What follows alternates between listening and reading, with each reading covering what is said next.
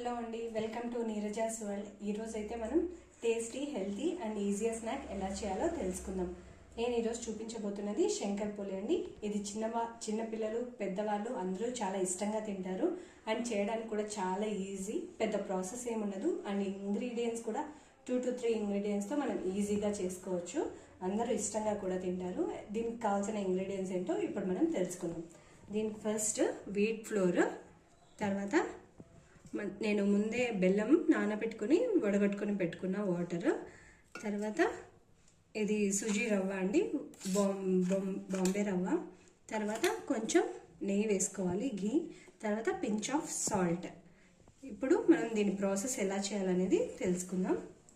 నేను 2 కప్స్, ఈ కప్తో 2 కప్స్ వీట్ ఫ్లోర్ తీసుకున్నానండి. తర్వాత ఇందులోకి 3/4 కప్ బెల్లంని వాటర్లో నానబెట్టేసి వడగట్టు పెట్టుకున్న వాటర్ ఇవి ఇందులో వేసి మిక్స్ చేసుకోవాలి. ముందుగా ఇందులోకి మనం కొంచెం పించ్ ఆఫ్ సాల్ట్ వేసుకోవాలి. సాల్ట్, అలాగే కొంచెం ఒక 2 స్పూన్స్ రవ్వ. క్రంచీగా ఉండాలంటే రవ్వ వేసుకోవాలి. దీన్ని మనం కొంచెం మిక్స్ చేసుకుందాం. ఇలా మిక్స్ చేసేసుకొని తర్వాత ఇందులోకి మనం నెయ్యి కాంచుకోవాలండి, వేడి చేసుకోవాలి.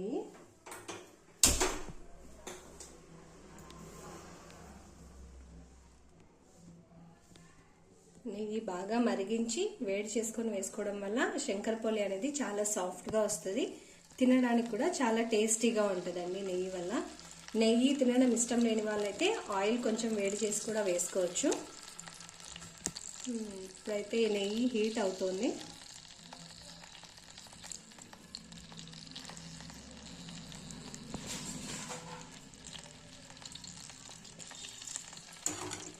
చూసారు కదా, ఇంత వేడి అవుతే చాలు. దీన్ని మనం వీట్ ఫ్లోర్లోకి వేసేసుకుందాం.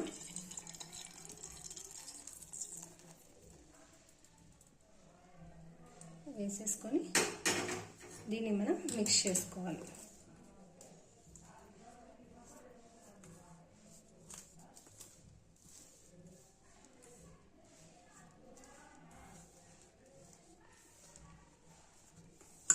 బాగా మిక్స్ చేసుకోవాలండి, అప్పుడే ఇవి లంప్స్ లేకుండా ఉంటుంది.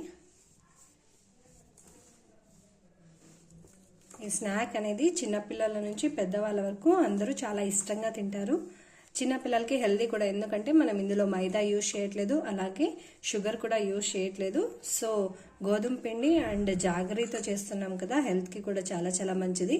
అండ్ జాగరీ తినడం వల్ల పిల్లలకి బ్లడ్ కూడా ప్యూరిఫై అవుతుంది. సో హెల్దీగా ఉంటుంది స్నాక్. పిల్లలు కూడా తినడానికి ఇష్టపడతారు. మనం ఈజీగా చేసి పెట్టచ్చు కూడా, ఎక్కువ టైం కూడా పట్టదు. మీరు కూడా తప్పకుండా ఈ వీడియో చూసిన తర్వాత మీ ఇంట్లో ట్రై చేయండి. ఇలా మిక్స్ చేసిన తర్వాత ఏ టెక్స్చర్లో రావాలంటే మనం ఇలా అన్నప్పుడు ఇలా ఫామ్ అవ్వాలి.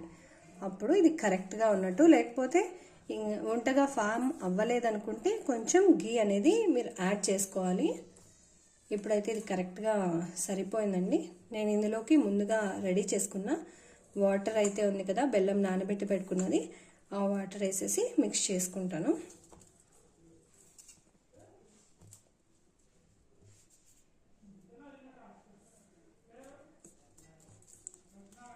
ఇలా మరీ మెత్తగా కాకుండా మరీ గట్టిగా కాకుండా చూసి కలుపుకోవాలండి. చూసారు కదా, ఇలా మరీ మెత్తగా కాకుండా మరీ గట్టిగా కాకుండా కలుపుకోవాలి. కరెక్ట్ టెక్స్చర్ ఇలా ఉండాలి. ఇది ఒక 10 మినిట్స్ మనం సైడ్ పెట్టేసుకోవాలి. తర్వాత ఆయిల్ వేడి చేసుకొని ప్రిపేర్ చేసేసుకోవడమే. మిక్స్ చేసుకున్నాం కదా, ఆ పిండిని ఇలా 2 పార్ట్స్గా డివైడ్ చేసుకోవాలి. తర్వాత దీన్ని మనం చపాతీ పిండిలా రుద్దుకోవాలి. ఎలా అంటే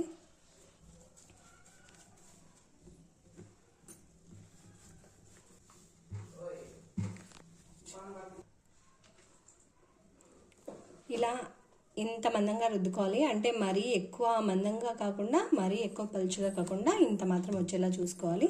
దీన్ని ఇప్పుడు మనం కట్ చేసుకుందాం. మీకు ఏ షేప్ కావాలంటే ఆ షేప్లో కట్ చేసుకోవచ్చు. నేనైతే ఇలా ప్రస్తుతం స్క్వేర్స్లో కట్ చేస్తున్నా. మీరు డయాగ్నల్ కావాలంటే డయాగ్నల్, లేకపోతే స్క్వేర్స్ కావాలంటే చిన్న చిన్న స్క్వేర్స్ లాగా చేసుకోవచ్చు. చేసుకొని ఫ్రై చేసుకోవడమే. వేసేద్దామా ఆయిల్? ఆయిల్ ఆల్రెడీ నేను ముందే పెట్టేసుకున్నానండి, హీట్ అయింది. సో నేను ఇలా వేసేస్తున్నాను ఆయిల్లో.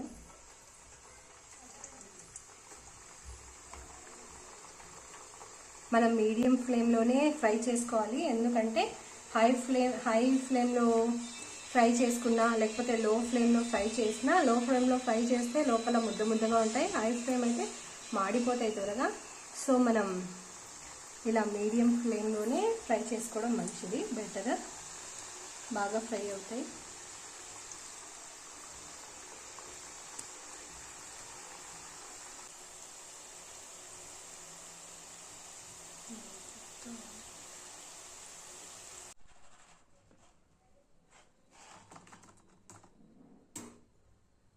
చూసారు కదా, చూడండి ఎంత బాగా వచ్చాయో.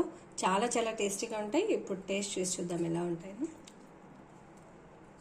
చాలా చాలా టేస్టీగా ఉన్నాయండి. మీరు కూడా తప్పకుండా ట్రై చేయండి. అలాగే పిల్లలకైతే చాలా బాగా నచ్చుతాయి.